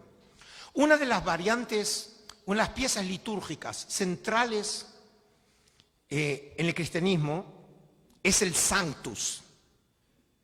El Sanctus, Sanctus, Sanctus. Ese texto, la versión en hebreo original, es el Kadosh, Kadosh, Kadosh, que tiene como origen Isaías 6. Isaías 6 es una pieza muy importante porque es el momento de consagración de Isaías como profeta de Israel, que no aparece en el primer capítulo, el capítulo 1, sino recién aparece en el capítulo 6. Y es el momento en donde Isaías, estando en el templo de Jerusalén, tiene una visión en donde ve a los serafines alabando a Yahvé sentado en el trono celestial, cuando sus ropas cubren, es decir, cubren el trono, no se ve a Yahvé, pero el texto presume que hay alguien sentado, y los serafines dicen Kadosh, Kadosh, Kadosh. Y es también una pieza litúrgica muy importante en la liturgia judía, porque la oración central en el rezo judío es la Amidá, de las 18 bendiciones, que en realidad son 19, es siempre la lógica judía, que es un momento en que los judíos se levantan y en silencio rezan, y el silencio no es algo tan propio de los judíos. Y entonces, luego de haber rezado, ese momento cuando se levantan, luego hay una repetición, y cuando se repiten, después de la segunda bendición, es el momento en donde se cita ese texto, y de alguna manera los orantes se identifican con los serafines alabando a Dios en el templo celestial. Kadosh, Kadosh, Kadosh. Si ustedes comparan la versión del manuscrito A de Isaías con la versión masorética, no son 3 Sanctus, son 2. Hay solamente 2 Kadosh.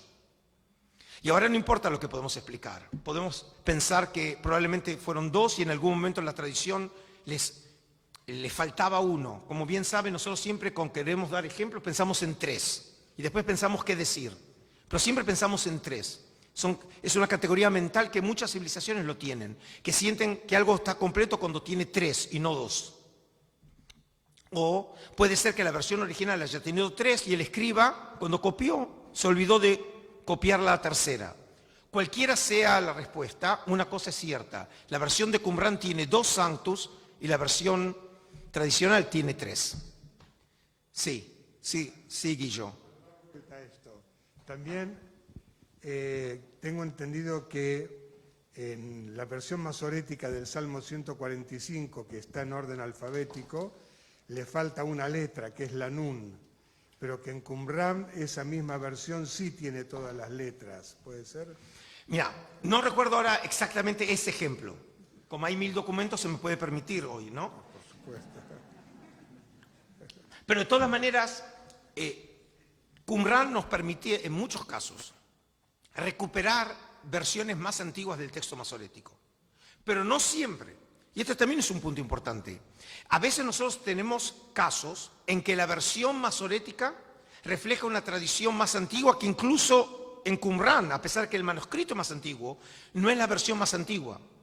Por ejemplo, ese es un caso interesante que eso sí estudié, y es, por ejemplo, una de las piezas más antiguas del Pentateuco, que es el Canto del Mar. El Canto del Mar es Éxodo 15, considerada junto con lo que se llama el Canto de Moisés, Deuteronomio 32, de las piezas más antiguas de la literatura bíblica. Y tenemos en Qumran versiones del Canto del Mar, fragmentos, que los podemos comparar con las versiones que conocemos, de las más antiguas que se conocen, es el Ashkar Gilson, que lo tiene en la Universidad de Duke, en Carolina del Norte, profesor Eric Myers, ¿sí?, de la Universidad de él, que es primo del Marshall Meyer Zal, que fue el fundador del Seminario Rabínico Latinoamericano y del movimiento conservador aquí en América Latina. Y cuando comparamos las versiones, vemos que la versión masorética es una versión más fiel que la que tenemos incluso en Qumran. Lo que nos muestra, en este caso, que no podemos tener una decisión de tipo ortodoxa, en donde hay solo una versión que es la verdadera. Lo que tenemos es, los textos, a veces le digo a mis alumnos, son como sensores. Y cuando los textos cambian es porque la sociedad cambia. Y los textos reflejan cambios. Hay veces que los cambios se deben a errores de copistas. Y entonces sucedió que si un copista cometió un error y comienzan a copiar esa copia, entonces tenemos familias textuales en donde tenemos una línea textual que no tiene el error y otra línea textual que tiene el error. Pero hay otros casos que las variantes textuales reflejan otros elementos, y en este caso eso es mucho más fascinante porque nos muestra, en este caso, que los textos eran como el espacio en donde se llevan a cabo las polémicas ideológicas y religiosas. Y entonces vemos que distintos grupos trataban de afirmar su autoridad frente a otros a través del texto. Y las modificaciones del texto reflejan precisamente los conflictos. Y obviamente, cuando hay conflictos, siempre es algo muy interesante. Sí, ¿alguna otra pregunta? Esto parece una conferencia de prensa ya. Sí. Profesor, buenos días. Buen día. ¿A su juicio Jesús fue un esenio, como lo dijo en su día Edmund Szekely? Gracias. Bueno, siempre es la pregunta que espero. Solamente la pregunta es cuándo me va a llegar. Y en este caso te voy a decepcionar, no la voy a contestar ahora. Porque precisamente ese es el tema de mañana. Pero no porque no tenga lo que decir. Como podéis imaginar, tengo lo que decir. Pero para poder contestar esa pregunta hay que presentarlo en un contexto. Y por eso la pregunta, el tema de mañana, como si quieren, como si fuera la segunda parte de esta primera serie de 2 conferencias aquí en Lima, voy a tratar específicamente algo que tu pregunta presupone, pero probablemente mucho del público lo entienda. ¿Y quiénes son los esenios? ¿Qué sabemos sobre los esenios? ¿Desde cuándo sabemos sobre los esenios? ¿Acaso los reyes del Mar Muerto hablan de los esenios? ¿Por qué tenemos que suponer que la comunidad del Mar Muerto son esenios? Y solamente una vez que haya tratado ese tema, puedo recién presentar a la figura de Jesús o de Juan el Bautista en ese contexto y ver entonces cómo puedo responder esa pregunta. Por eso prefiero no contestarla ahora, porque lo quiero hacer en un contexto narrativo y eso va a ser el día de mañana. Sí. Sí. Buenos días, Adolfo. Lo que yo quería preguntarte, o no más que preguntarte, de repente mi conocimiento sobre lo que tú has expuesto así es muy pobre y hoy día has iluminado totalmente mi mente. Lo que yo pensaba que el ser rabino tenía, la Torá era un libro diferente, el judaísmo, el hinduismo y todas las demás religiones, aparte del cristianismo y el catolicismo, teníamos un libro diferente. Pero me alegra saber, y estoy henchida de emoción realmente, saber que todos vamos en la búsqueda de lo mismo y que tenemos un solo Señor y al que le rendimos nuestra fe y todo lo que nosotros somos. Gracias. Lo único que tengo para reflexionar, tus afirmaciones, aun cuando me halagan, tienen un carácter religioso, doctrinario, que no era un propósito de mi exposición.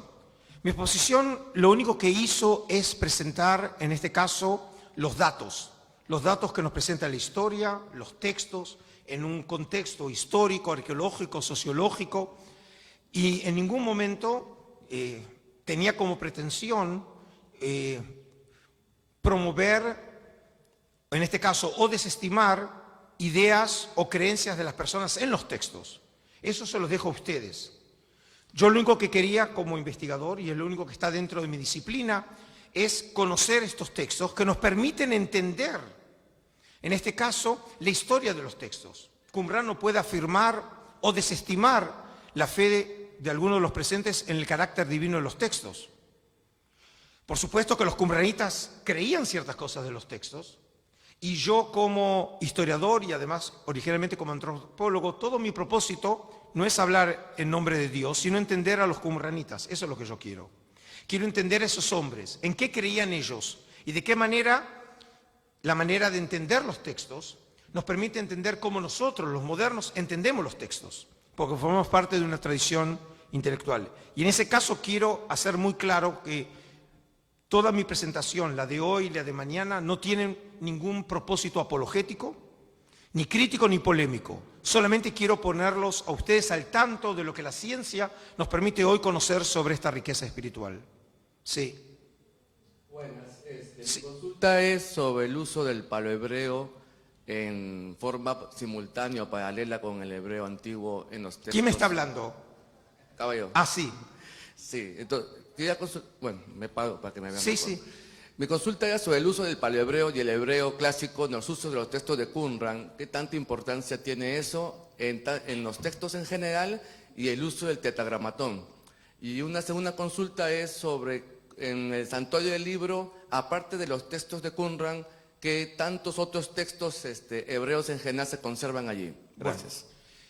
La primera pregunta tiene que ver con un fenómeno que encontramos en un número relativamente pequeño, pero encontramos textos en paleohebreo. Como dije, es la manera en cómo se escribía el hebreo antiguo, pero la enorme mayoría de los textos de Qumran están escritos en lo que se llama las letras cuadradas, que es la manera en que se escribe el hebreo a partir de la época persa en adelante. ¿Y por qué tenemos el fenómeno de un retorno a lo que sería la antigua lengua? Esto probablemente tiene que ver con lo que sucede en la época de los macabeos. Estamos hablando de finales del primer tercio del siglo II dentro de nuestra era, cuando se levanta Judas Macabeo contra los sirios griegos en la época de Antíoco Epífanes IV y reconquistan el área del templo y dedican y hacen la rededicación del templo de Jerusalén, lo que celebramos los judíos en Hanukkah, que sale muy próximo a Navidad, ¿no? Más o menos en diciembre de todos los años, noviembre, diciembre. Y entonces eso sucedió en diciembre del 164 antes de nuestra era. Y luego comienza un periodo que se habrá de transformar en una época de independencia. Es el único momento de independencia del pueblo de Israel, de los imperios que dominaban la tierra de Israel en la época del Segundo Templo. Son casi 700 años, solamente tenemos unos 100 años de independencia, entre mediados del siglo II antes de nuestra era a mediados del siglo I antes de nuestra era, cuando en el año 63 antes de nuestra era, el general Pompeyo el Grande, comandando las fuerzas de Roma, desciende desde el norte y toma Jerusalén. Y durante esos 100 años, uno de los objetivos de los macabeos era precisamente revitalizar la identidad de Israel en una realidad cosmopolita, lo que llamamos el mundo grecorromano. Y en ese contexto, entonces, como siempre, la lengua juega un papel fundamental. Piensen ustedes en la sociedad aquí en Perú del quechua. El conocimiento del quechua no tiene una finalidad solamente histórica, etnográfica, es cultural. Tiene que ver con la identidad del pueblo que está en la historia misma de esta nación. Lo mismo sucedió en este caso con la lengua hebrea. En esos años de la época del Segundo Templo, las lenguas más populares eran el griego y el arameo, no era el hebreo.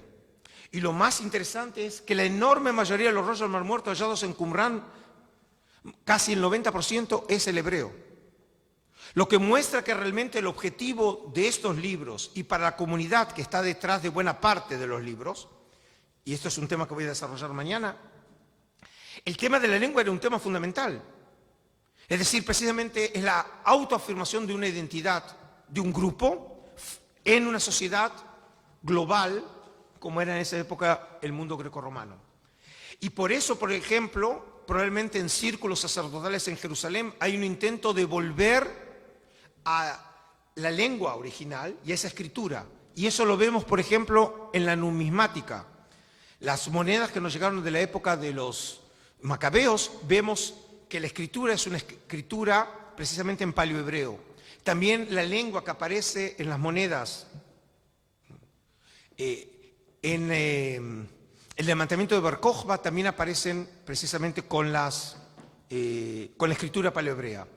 Y por último, para terminar, voy a contestar la segunda pregunta, y es que en el Santuario del Libro nosotros tenemos en nuestra colección, como dije, los 8 manuscritos más completos y mejor preservados del rollo Mar Muerto en el mundo. Los primeros 7 hallados por los beduinos y el documento, el rollo del templo, que por cierto es el más extenso, tiene más de 8 metros de extensión y se encuentra también en nuestra colección. Y como dije, además, tenemos también el Códice de Alepo, que es el mejor manuscrito medieval del mundo del siglo X. Es decir, y quiero terminar en este caso, obviamente también con una invitación, y es que si ustedes vienen a Israel y ahora que empiezan otra vez a renovarse los vuelos y vienen a Jerusalén, no dejen de visitar el Santuario del Libro, porque en una visita muy breve en el Santuario del Libro, de hecho, pueden pasar por la historia de la Biblia hebrea a lo largo de la humanidad. Muchísimas gracias, que Dios los bendiga.